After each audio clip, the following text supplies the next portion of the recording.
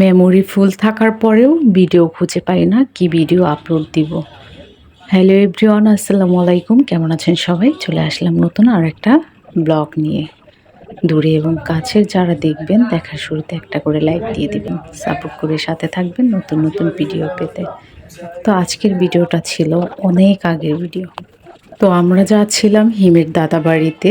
তো হিমের দাদাবাড়িতে যাওয়ার পথে আমরা ফেরি করে তারপর যাই, কারণ ওখানের যে রাস্তাটা ওটা সেফ মনে হয় বাচ্চা কাচ্চা নিয়ে।